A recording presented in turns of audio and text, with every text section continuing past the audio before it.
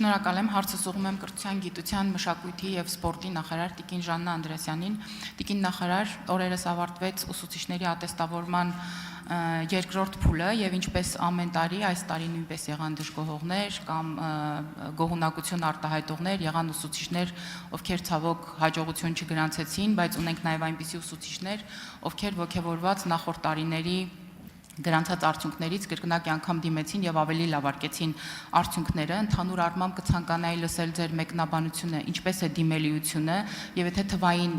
ցուցանիշներով կարողանանք խոսել, կցանկանայի իմանալ թե դիմողների որ տոկոսն է հաղթահարել, որ տոկոսն է արդյունք գնացել, որը ոչ։ Եվ երկրորդ հարցս այս համատեքստում տիկին նախարար, սա փոխանցում եմ նաեւ ուսուցիչների շրջանի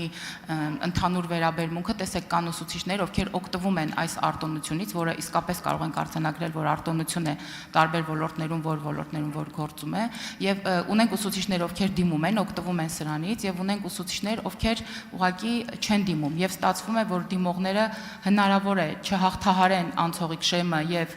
ցավոք կորցնեն աշխատանքը, իսկ մյուս ուսուցիչները օրինակ այդպես էլ համարձակություն չունենան, չդիմեն եւ շարունակեն աշխատել։ Ինչ եք կարծում, հնարավոր է, որ երբևէ դիտարկենք այս ֆորմատով կամավոր ատեստավորումը պարտադիր։ Հարցին կպատասխանի կրթության, գիտության, մշակույթի եւ սպորտի նախարար Ժաննա Անդրեասյանը, համեցեք տիկին նախարար։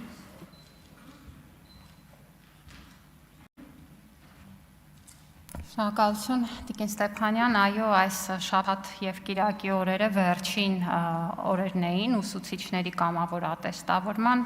եւ ներկայումս մենք դեռևս գտնվում ենք այս շաբաթ եւ կիրակի օրերին անցկացված կամավոր ատեստավորման արդյունքների բողոքարկման գործընթացում, հետեւաբար այն տվյալները, որ հիմա կհնչեցնեմ, կարող են ճշգրտվել բողոքարկման արդյունքներով, բայց ամեն դեպքում պետք է ասեմ, որ իսկապես այս տարի կամավոր ատեստավորման թե դիմելիությունը, թե մասնակցությունը ցույց են տալիս, որ համակարգը իսկապես դարձել է մեր ուսուցիչների համար վստահելի եւ իրենց վարձատրության ու մասնագիտական զարգացման կարևորագույն օղակ։ Մեզ այս տարի դիմել էին մասնակցության համար 8400-ից ավել ուսուցիչներ ու ես շատ ուրախ եմ, որ նրանցից ավելի քան 7200-ը մասնակցել են կամավոր ատեստավորմանը։ Սա ինչու եմ ասում, որովհետև կամավոր ատեստավորումը մենք անցկացնում ենք շաբաթ եւ կիրակի օրերին, որպեսզի դա հարմար լինի ուսուցիչների նաեւ աշխատանքային ռեժիմին, ինչը նշանակում է, որ շուրջ 1 ամիս տևում է գործընթացը եւ չնայած այն բոլոր հնդածս խոսակցություններին, ամեն հաջորդ շաբաթ եւ կիրակի մեր ուսուցիչները նույն պատրաստակամությամբ տարբեր առարկաներից ներկայացել են ատեստավորման, պետք է հիշեցնեմ, որ երկրորդ տարին է, որ մենք էլեկտրոնային ձևաչափով ենք անցկացնում ատեստավորումը, ինչը նշանակում է, որ իրենք հենց սենյակում, երբ որ ավարտում են թեստը, տեսնում են նաև իրենց արդյունքները եւ երեկոյան արդեն, երբ որ ամբողջական թեստի պատասխանները հասանելի են դառնում, կարող են նաև բողոքարկել եւ այս տարի մենք նաև էլեկտրոնային եղանակով ենք դարձրել բողոքարկման գործընթացը, որպեսզի լրացուցիչ որևէ վարչահարություն եւ բարդություններ չգրանցվեն։ Պետք է ասեմ, որ արդեն այս պահի դրությամբ առանց հաշվի առնելու վերջին բողոքարկումների արդյունքները մասնակցած ուսուցիչների շուրջ 67.2%-ը հաղթահարել է դրական կամավոր ատեստավորումը, ինչը նշանակում է, որ ավելի քան 4800 ուսուցիչներ արդեն այս պահի դրությամբ վարձատրության բարձրացման այս հնարավորությունը օգտագործել են, ընդ որում շատ ուրախ եմ, որ այս ուսուցիչների մեծ մասը առաջին անգամ մասնակցող ուսուցիչներ են եւ հիշելով, որ մեր մոտ արդեն իսկ կամավոր ատեստավորված էր ուսուցիչների շուրջ 20%-ը, սա նշանակում է, որ մենք էապես ընդլայնում ենք կամավոր ատեստավորված ուսուցիչների շրջանակը։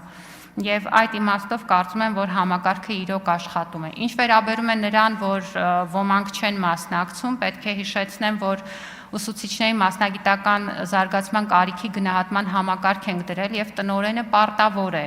այն ուսուցիչներին, ովքեր ունեն գիտելիքի խնդիր, առարկայական գիտելիքի խնդիր, նշում անել եւ այս պարագայում պարտադիր է դառնում այս եղանակով ատեստավորումը։ Այսինքն այսօր էլ կամավոր ատեստավորման այս եղանակը պարտադիր է առարկայական գիտելիքի խնդիր ունեցող ուսուցիչների համար։ Եթե արձագանք եք, կշարունակեմ։ Արձագանք։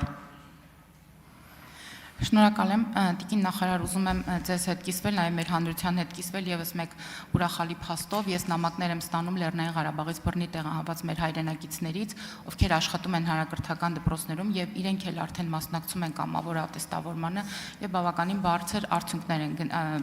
փաստորեն արձանագրում։ Եվ երկրորդ հարցս, եթե ժամանակ մնա, մենք տարբեր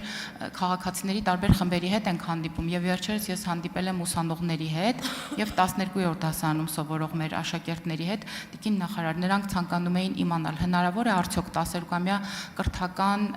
հաստատությունում վերջի ավագ դպրոցի հատվածում ինչ որ 11-րդ կամ 12-րդ դասարանում ունենան ծրագիր, որտեղ նրանք կարողանան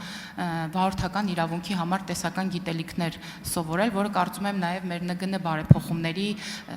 նախահարթակը կարող է այսպես դառնալ, իսկ այդ արդեն կին բարեկների համար հրաշալի հնարավորություն կստեղծվի։ Ինչպես եք դիտարկում այս հնարավորությունը։ Շատ դրական եմ դիտարկում, որոշ ժամանակ առաջ նաև պարոն Գաբրելյանի մոտ էին այս առաջարկը հնչեցրել մեր սովորողները եւ մենք Տիկին Սարգսյանի հետ խոսել ենք, որովհետեւ այստեղ կարծում եմ, որ ներքին գործերի նախարարության գործընկերների աջակցությունը մեզ շատ պիտանի կլինի, բայց կարծում եմ, որ դա հրաշալի առաջարկ է եւ ես կողմ եմ, որպեսզի 12-րդ դասարանում վարորդական դասընթացը առնվազն տեսական մասով դառնա հնարավորություն մեր աշակերտների համար եւ իրենք կարողանան նաեւ հանձնել համապատասխան քննությունները, վստահ եմ, որ կարող ենք առնվազն սկսել փորձարկել օրինակ ավագ դպրոցներից հաշվի առնելով նաև կադրային հնարավորությունները, միանշանակ դրական եմ գնահատում, շնորհակալություն դա առաջարկի համար մեր բոլոր սովորողներին, վստահ եմ, որ մոտ ապագայում կքննարկենք ինչպես կարող ենք սկսել իրականացնել եւ ինչու ոչ սեպտեմբերից մեկնարկենք, շնորհակալություն։